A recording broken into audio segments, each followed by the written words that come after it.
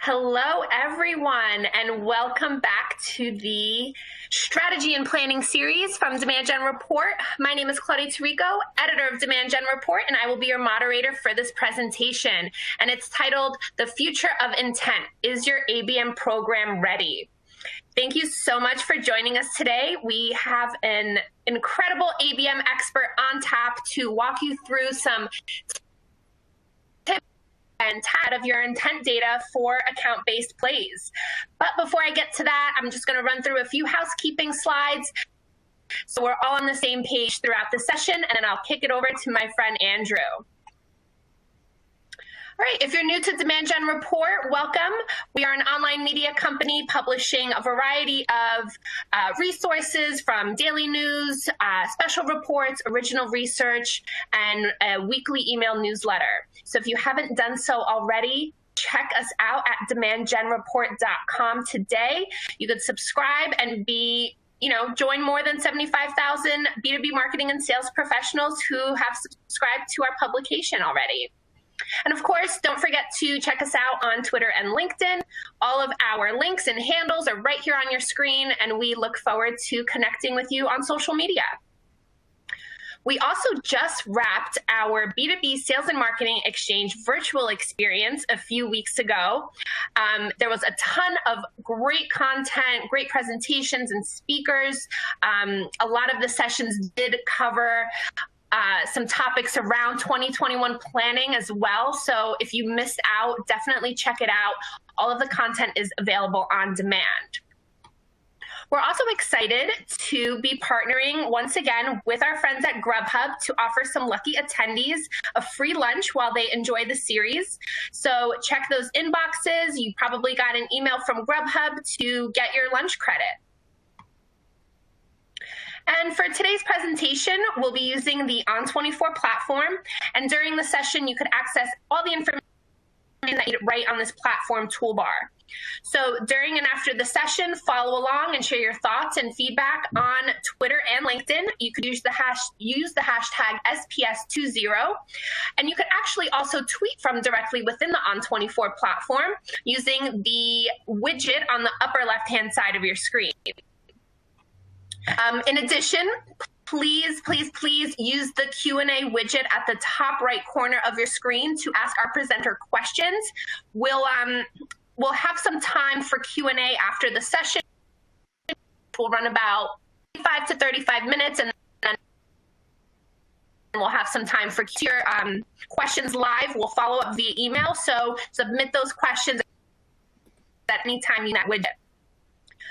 If you want to see what else we have in store for the series this year, if you missed anything during the week, on the bottom left of your screen are all the SPS sessions. You could check those out. And then on the bottom right, we have some additional resources that we've made available to you.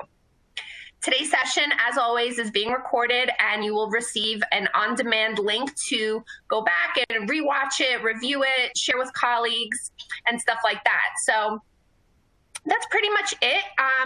But before I move on, as always, we always want to constantly improve the level of value we provide you for our webinar series. So if you could take a brief moment at the end of the session to take our survey, really appreciate it. You actually could also complete and submit the survey at any time during the webinar. You don't have to wait for the webinar to end.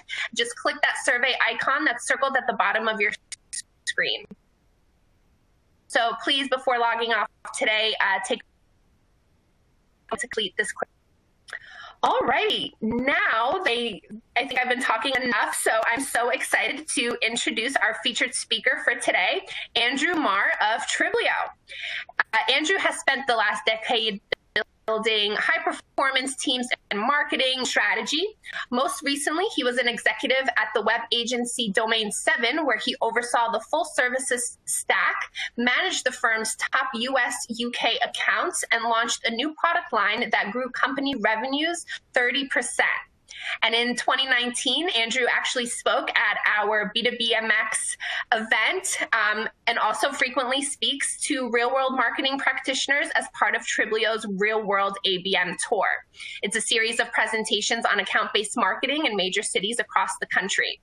So like I said, ABM expert on tap, so we are in very, very good hands. So without further ado, I'm going to pass things over to Andrew to take it away. All yours.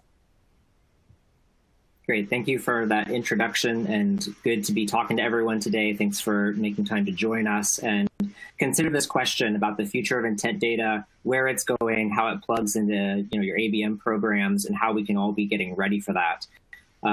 The first thing I'll do is just make a couple introductions to me, and if you're not familiar with Triblio, a little bit more to our platform. So a little bit about me. I was actually born in Monterey, California. I'm an Army brat. So moved around quite a bit, but most recently I've been in the DC area for a while.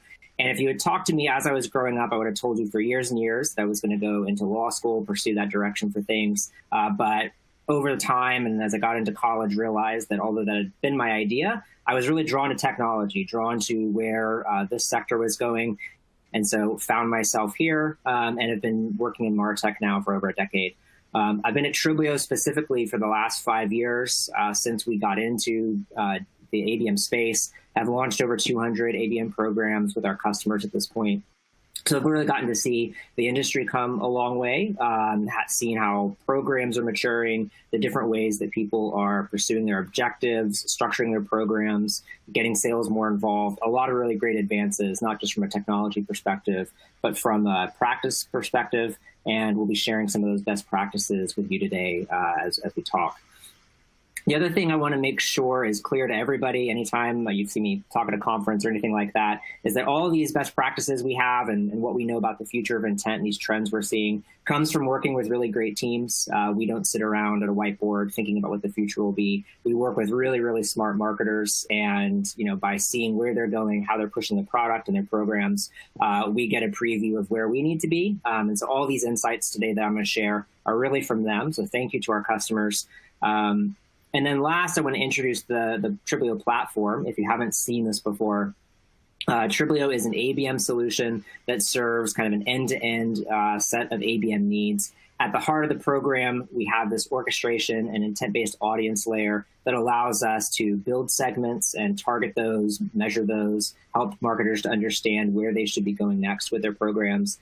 And then there are 3 activation channels that we control specifically: account-based advertising, so sending out display ads or pushing things into LinkedIn-sponsored content, programs like that. Website personalization, which is about making sure that no matter how you're engaging your accounts over email or any other channel, when they do end up on your website, which they will at some point, that they're getting the right message and continuing that personalized buyer experience there.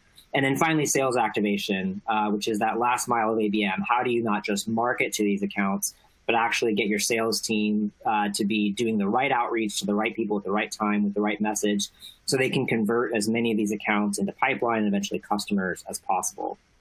So that's Triblio in a really quick nutshell. We are integrated with marketing and other sales channels, so able to orchestrate things outside of our tech stack too. And we'll be talking a little bit more about what that looks like in the presentation today.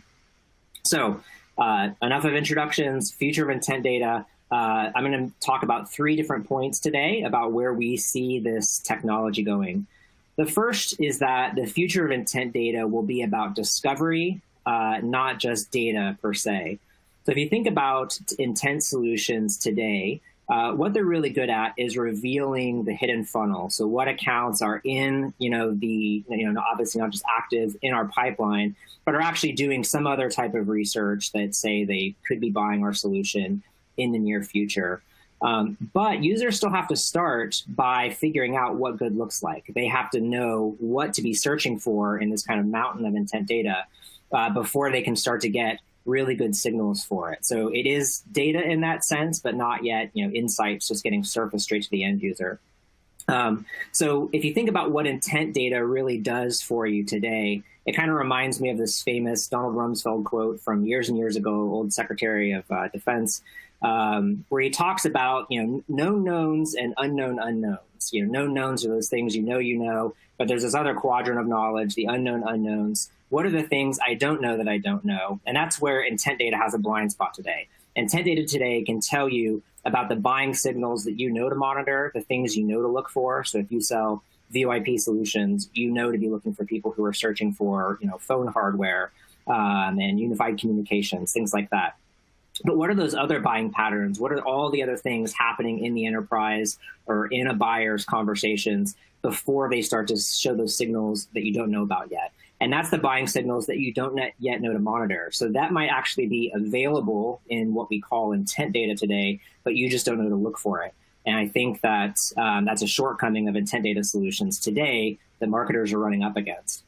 In that sense, the analogy I like to use is that we're still kind of in the Napster era.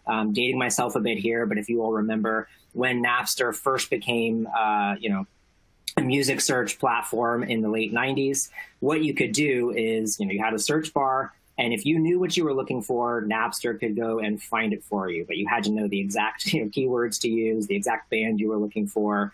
It couldn't tell you other music that you might like. It couldn't tell you, based on your preferences, other things that you might take an interest in or what song to play next after an album ended. So that's not how music works for us today, right? All we have to do is tell Siri or Spotify or whatever, here, play bands like this, play music like this, or when our playlist ends, it automatically goes to the next thing.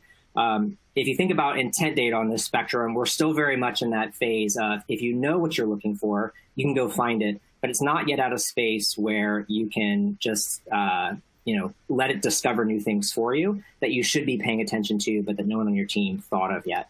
So I think intent data has to make that jump and go in that direction where it's able to, based on your buying history, based on or your customer history, understand not just based on firmographics, which can be a weak or misleading signal, but based on the actual history that exists out there in the intent data. What are the things I should be looking for that indicate someone's about to buy or a customer's about to churn, those types of things. The next generation of intent data, I believe, is going to do that. It's going to discover and recommend the signals you're missing. So if you think about intent data right now as it progresses kind of along time, there's these known behaviors, the orange dots, maybe it's like somebody to monitor for, somebody watching a video in your category or downloading a survey. But intent data is also going to start to surface these blue dots, the things that you might not know are a strong buying signal, like when someone attends a webinar about a related category or something like that. So intent data is, we have all this information now, but what the systems have to get better at, and what Triblio is building, are systems that see these patterns and automatically surface to you, hey, you didn't know this, but you should be looking for this keyword, or you should be looking for this type of pattern. Those are what your next best customers actually look like. So it's going to be less about just a raw data feed and more about insights and discovery, kind of making that switch from the Napster era of intent data to the Spotify era of intent data, where things are getting surfaced to you. Second point I want to make is that the future of intent is going to be privacy first, not privacy as an add-on or privacy as something that gets kind of bolted on to the end of a product, but that really intent data is gathered with that lens first of how do we protect people's private information and then build intent data products on top of that are compliant. So if you think about sources of intent data and their limits, this is a quick view of kind of how the market's evolved over the last few years.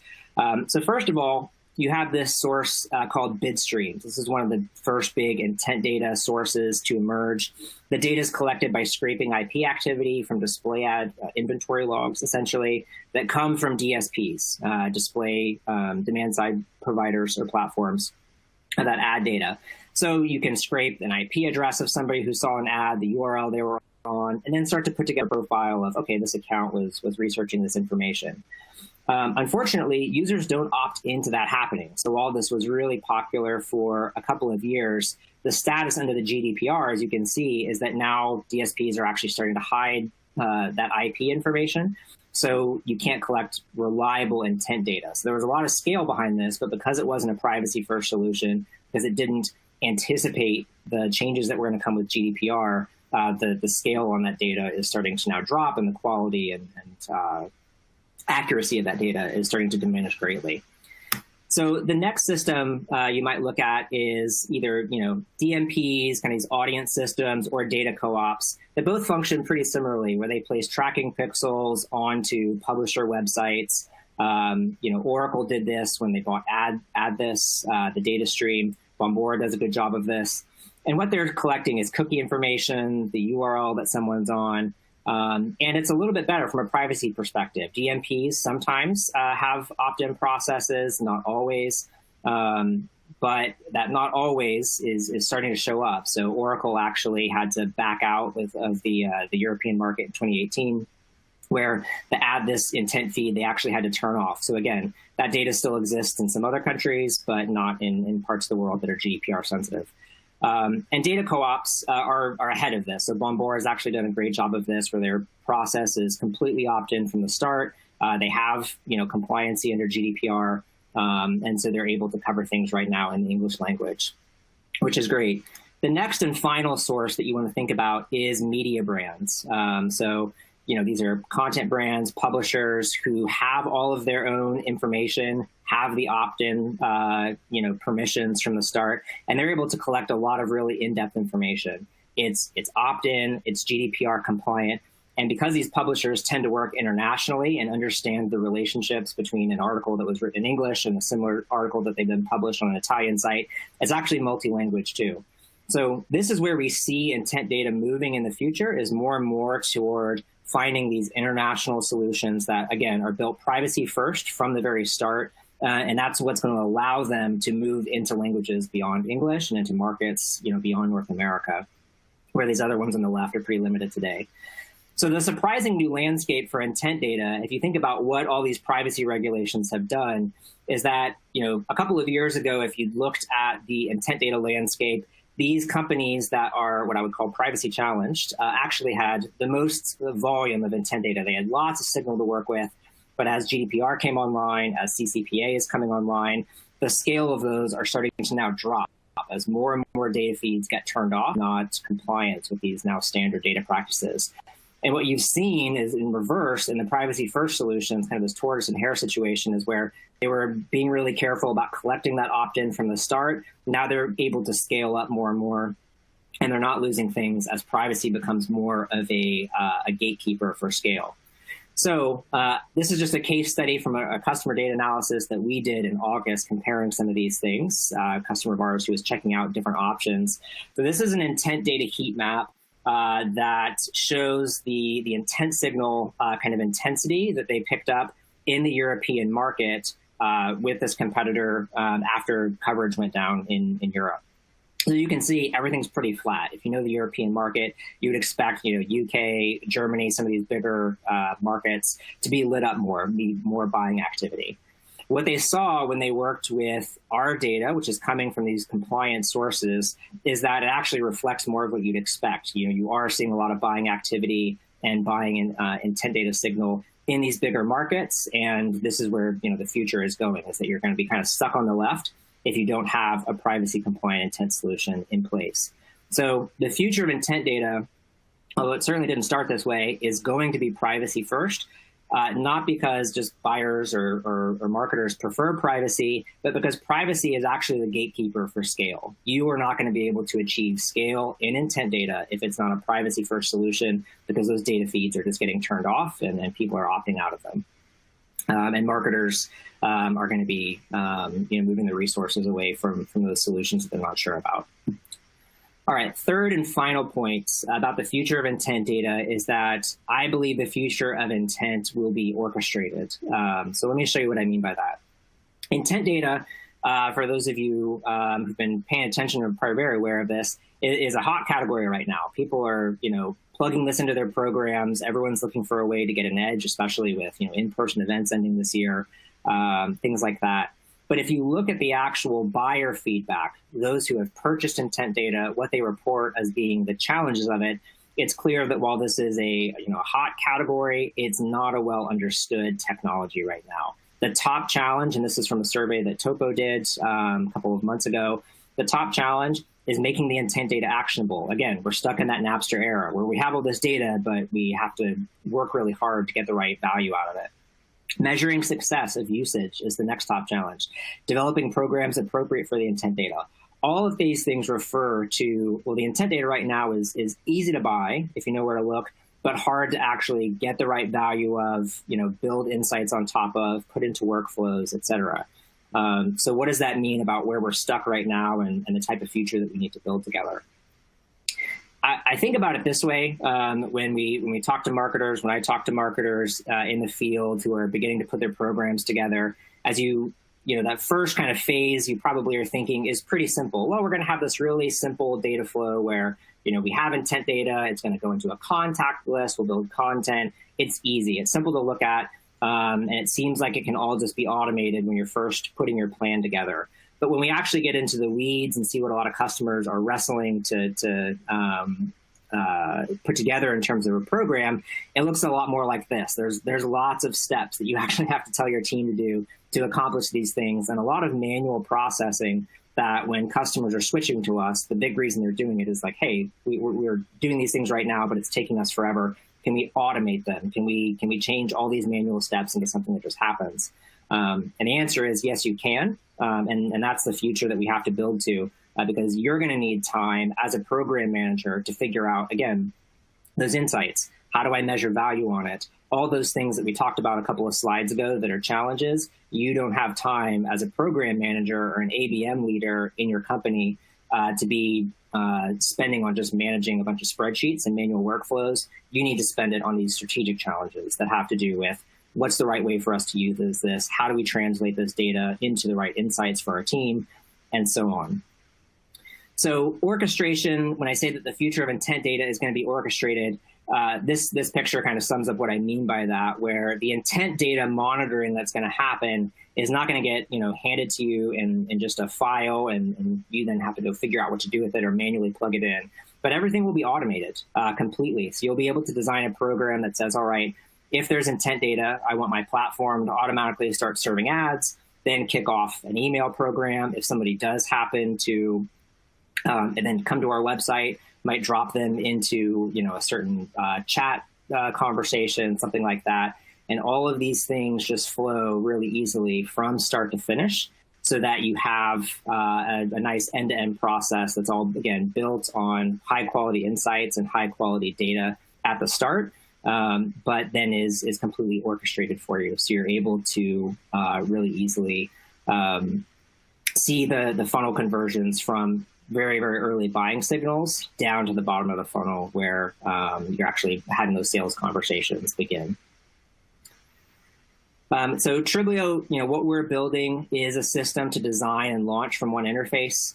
So if you're familiar with the process, if you've done this with your team where you have like a workflow system where you're kind of saying, well, these are all the steps we're going to go through, and then it's a completely different process with your marketing operations team to actually go make it happen. Triblio is different than that. What we're building is actually, you know, an orchestration canvas where you're able to put the workflow together as a planning process. And then when it looks right, when all the steps are linked together in the right way, you're actually going to launch the program and be able to measure things right from there. So if you want things to go from intent data to an ad program over into marketing automation and then over to, you know, chat or certain sales follow-up or a gift being sent out, all those things just fit together in one linear canvas, and you can see accounts as they're moving through, what the conversion rates are, where people are getting stuck, optimized along the way, and that type of thing. So to summarize, the future of intent, again, is these three things. It's going to be about discovery, not data. You're not going to have to interrogate spreadsheets and reams of information to find what you need. The intent data systems are going to bring these insights to you and discover for you what you should be looking for next, not just based on firmographics, but based on the actual buying patterns that exist before people talk to you. Second, it's going to be privacy first. Again, not because buyers just prefer this, but because privacy is the gatekeeper of scale. You're not going to be able to move your intent data programs and these orchestrations into international markets outside of the English language, and probably not even sustain them in North America very much longer if you don't have privacy first solutions in place where, you know, the opt-in process has been proven out really thoroughly. And third and finally, the future of intent data is going to be orchestrated, not you getting handed a file that then you have to go put into a bunch of manual workflows and these kind of 2 or 3 week-long cleansing and contact enrichment and scoring processes, but where intent data flows seamlessly into well-designed programs that when we see, you know, kind of this batch of buying signals, we're going to put people into, you know, this new customer acquisition project. If we see risk signals, we'll have a program that's more designed to help save that account. Intent data is going to actually feed into these orchestrated systems that keep all those things running for you. So you can spend your time finding and discovering new ways to use the information, new ways to engage your customers, and not just handling lots and lots of manual work, which is where some folks get stuck today. So that's the we wanted to cover on the future of intent. I hope that's interesting for everyone, and we'll just hand things back off to take a few questions now. Oh, sorry, I forgot. There is one more thing to mention. We do have, if you want to talk to someone at Triblio about these topics and see more of what we're talking about in terms of the platform we're building or how this intent data gets activated in our system, you can find out more about how to do that at triblio.com/future-intent, the link that's there, and that'll be in the follow-ups that you get to.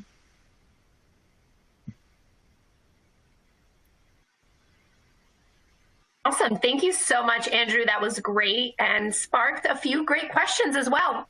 Up right to those, just going to remind everybody once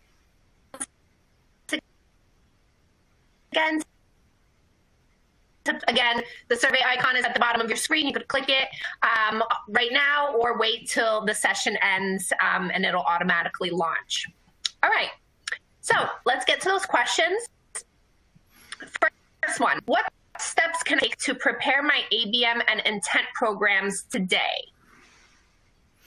Yes, very good question. So I'll talk about those separately. So in terms of preparing your ABM programs, again, if you think about what we were saying about the future of ABM is that it's going to be orchestrated. What that requires is for you to have identified, well, what are the buying pattern, what are the buying journeys that we want to be able to send people on? So again, going back to that, VoIP solutions provider. Okay, if someone's looking at commercial real estate and we think they're about to buy a new building, what kind of outreach track would we want to put them into? What if someone's just researching very early stage, about switching phone software systems? What buyer's journey would we want to put them into?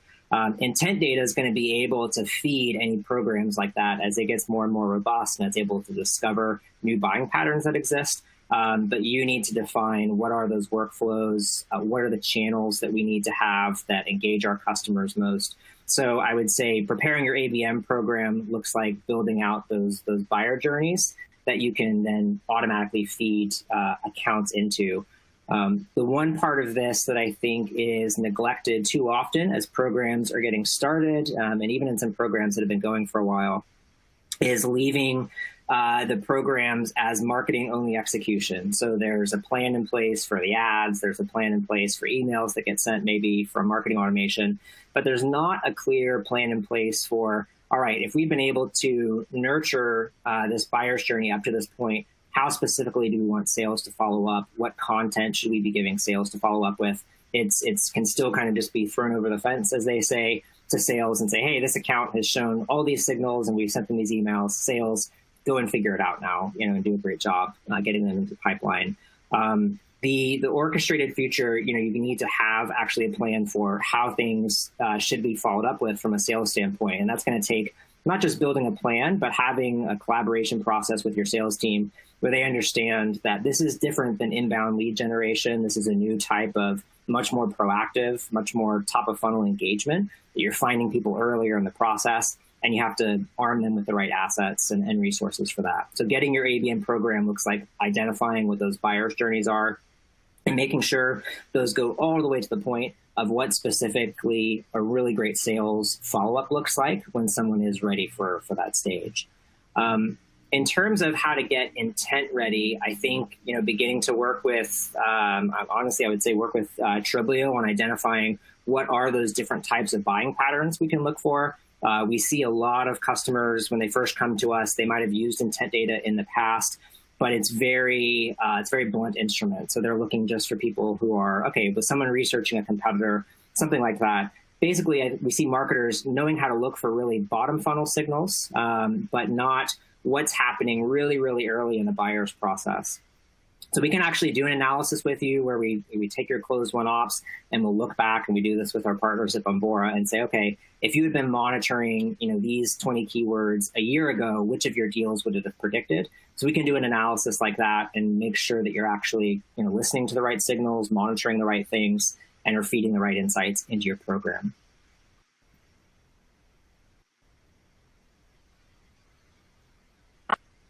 Awesome. Thank you so much. That's a great thorough answer. And one more question. So I'm going to dive into that right now.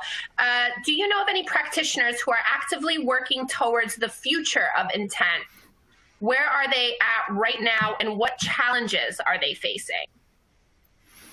Yes, definitely. So we have customers who I would definitely say are actively working toward the future of intent, and there's a few identifiers I would have for that group.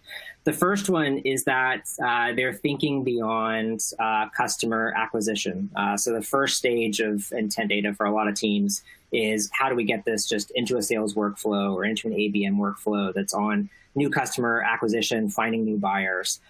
The more advanced customers who have really begun to think about all those buyers' journeys are thinking not just about customer acquisition, but about preventing churn, about finding new upsells and cross-sells, about putting intent data at sometimes even into the hands of support teams. So just so people have broader context, what's everything that's going on at this account?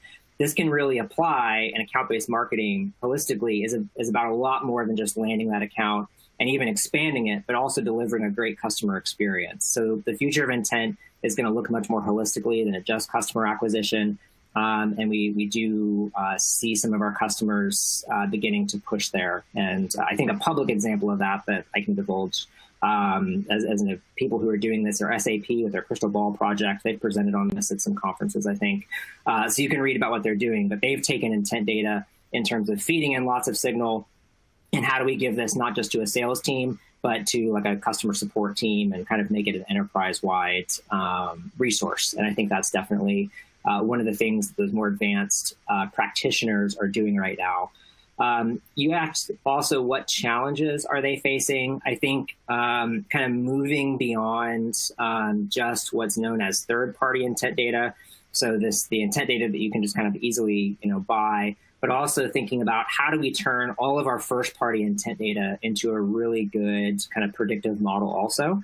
There are things that most customers have in their systems, like they know actually when accounts are in a buying cycle because they have former closed lost opportunities with them.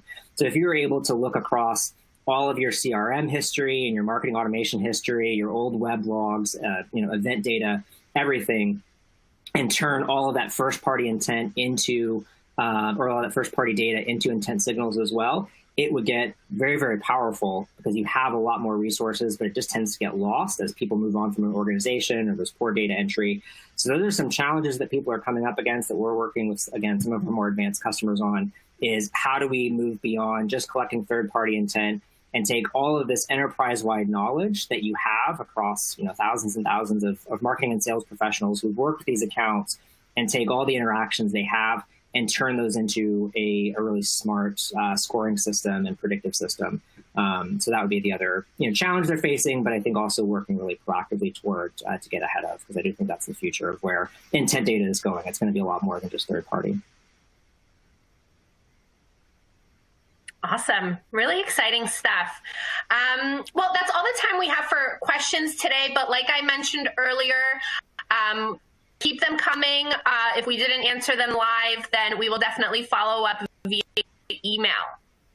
That is a wrap. Thank you so much to Triblio's Andrew Marr for such an awesome presentation. And thank you to all of you for taking the time to join us today. Please be sure to check out the final session of SES 2020.